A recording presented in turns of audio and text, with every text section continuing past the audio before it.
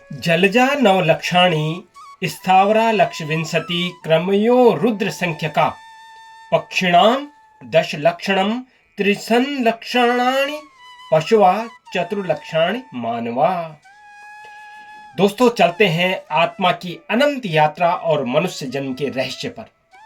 ये 84 लाख योनियां दोस्तों, सनातन परंपरा के अनुसार यह सृष्टि केवल दिखाई देने वाला भौतिक संसार नहीं है।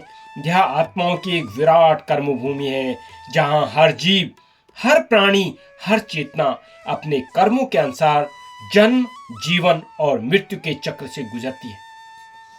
दोस्तों नमस्कार। दोस्तों, क्या आप जानते हैं कि इस मानव जन्म से पहले आत्मा ने 84 लाख योनियों की लंबी यात्रा की है और हमारे धर्म ग्रंथ इसके साक्षी हैं। हमारा सनातन धर्म इसका साक्षी है, हमारे वेद पुराण इसके साक्षी हैं।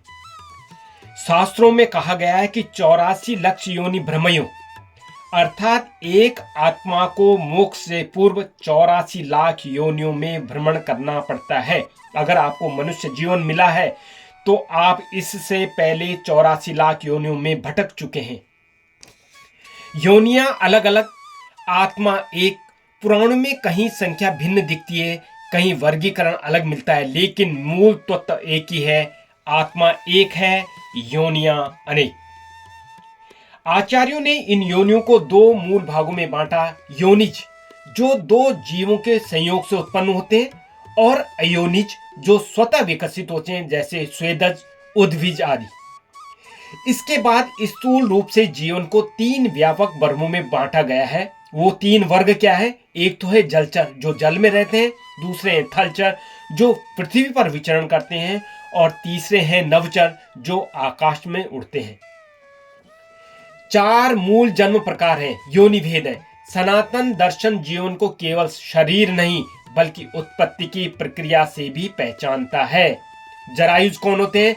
जो माता के गर्भ से जन्म लेते हैं। अंडज, जो अंडों से उत्पन्न होते हैं। स्वेदज, जो पसीना, मल, सड़न आदि से उत्पन्न होते हैं। और उद्भिज, पृथ्वी में उगने वाली वनस्पतियां। दोस्तों, पद्म पुराण का श्लोक और 84 लाख योनियां। जलजा नवलक्षाणि स्थावरा लक्षविंशति क्रमयो रुद्र संख्यका पक्षिणाम दशलक्षणम त्रिसन् लक्षणानि पशुवा चतुर्लक्षाणि मानवा। इसका अर्थ स्पष्ट है। क्या है? कि वर्ग संख्या जलचर 9 लाख, स्थावर जो पेड़ पौधे हैं 20 लाख, कृमि और सरीसृप जो हैं वो 11 लाख, पक्षी 10 लाख, पशु 30 लाख और मानव व जो दिव्य योनियां 4 लाख, कुल मिलाकर 84 लाख बनते हैं। यही 84 लाख योनियां हैं।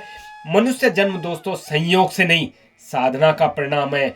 और शास्त्र भी कहते हैं मनुष्य जन्म कोई दुर्घटना नहीं, कोई आकस्मिक अवसर नहीं, बल्कि लाखों जन्मों की साधना का फल है। और एक प्रचलित मान्यता के अनुसार 30 लाख बार वृक्ष योनि, 9 लाख बार जलचर योनि, 10 लाख बार कृमि योनि, 11 लाख बार पक्षी योनि, इन सब के बाद जाकर कहीं मनुष्य जन्म प्राप्त होता है। और वो अंतिम 4 लाख योनियों में देव भी हो सकता है, दानव हो सकता है, मनुष्य हो सकता है और अन्य चेतन अवस्था भी हो सकती है। संभवतः इन्हीं में चारों वर्णों के कर्मगत जन्म समाहित हों। तो दोस्तों, अब सबसे बड़ा प्रश्न है कि जब 84 लाख योनियों के बाद यह दुर्लभ मानव शरीर मिला है, तो क्या इसे केवल भोग, संग्रह और अहंकार में गंवा देना उचित है? बिल्कुल नहीं। शास्त्र भी स्पष्ट कहते हैं, दुर्लभम मानुषम जन्म तदपि ध्रुवम अर्थमम। मनुष्य जन्म दुर्लभ है, पर यदि इसे सही मार्ग में लगाया जाए तो यही जो है, यही मनुष्य जन्म आपका मोक्ष का द्वार बन जाएगा। आपको भटकना नहीं पड़ेगा, तो यही मोक्ष का द्वार बन जाएगा।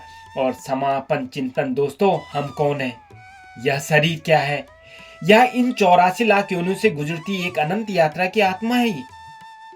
यदि आज हम विचार करें, चुने और साधना करने की अगर हमारे को क्षमता मिली, तो यही मनुष्य जन्म की सार्थकता है। क्योंकि अगला जन्म क्या होगा, यह हमारे आज के कर्म तय करेंगे।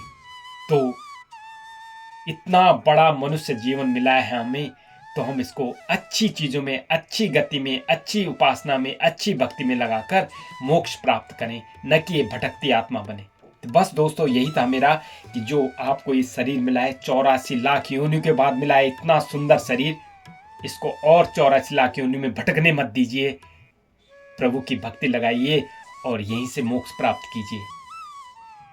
श्री कृष्ण गोविंद हरे मुरारी, हे नाथ नारायण वासुदेवा। कोई भी भगवान हो सकते हैं, ब्रह्मा विष्णु शिव माता, किसी का भी भजन कीजिए और इससे छुटकारा पाइए। बस इसी के साथ में मेरी ये रचना मैं इसको यहीं पे समाप्त करता हूँ। अगर आपको पसंद आती है तो इसको सब्सक्राइब कीजिए, लोगों में भेजिए और खुद भी सुनिए। इसी के साथ आपको मेरा नमस्कार। जय हिंद, जय भारत, जय हिंदुस्तान।